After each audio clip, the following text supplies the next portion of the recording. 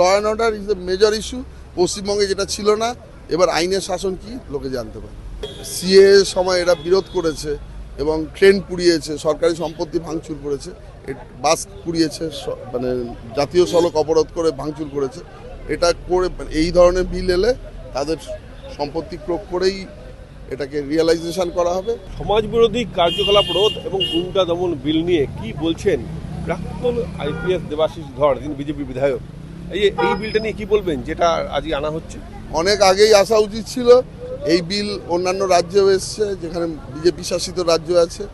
যারা দেখুন, আপনার কোনো কিছু পছন্দ না হলে সরকারি কোনো আইন নির্দেশ শিক্ষা যদি না হয়, আপনি অবশ্যই বিরোধ করতে পারেন, কিন্তু শান্তিপূর্ণভাবে সংবিধান বলেছে ডেমনস্ট্রেট করতে।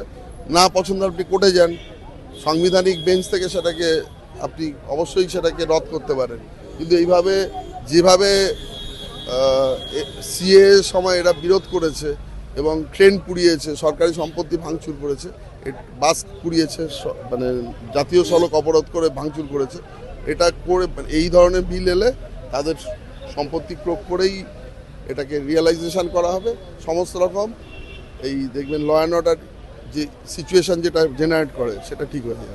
অসামাজিক কার্যকলাপ রোধ করা যাবে? অবশ্যই করা যাবে। মানে যারা বেসিক্যালি আইন মানেন না, তাদের জন্য একটা সবথেকে বড় দাবাই।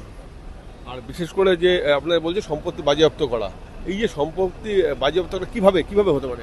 এটা পিএমএলএতে যেভাবে হয়, যেটা ইডির প্রভিশন আছে, সেম প্রসিডিউর কোর্টের পারমিশন নিয়ে করা হবে এবং এর জন্য নিশ্চয়ই ট্রাইব্যুনালও কাজ করবে। মানে এটা হলে মানুষের সুবিধা হবে, সাধারণ মানুষ। অবশ্যই, মানে law and order is a major issue. পশ্চিমবঙ্গে যেটা ছিল না, এবার আইনের শাসন কি লোকে জানতে পারে। একদমই, পশ্চিমবঙ্গে আইনের শাসন ছিল না। এই যে বিল, সেই বিল পাশ হলে কিন্তু পশ্চিমবঙ্গের আইনের শাসন হবে, এমনটাই জানালেন দেবাশিস ধর। ক্যামেরায় কিশোর মুখোপাধ্যায়, বিপ্লব চক্রবর্তী, এই সময় লাইভ।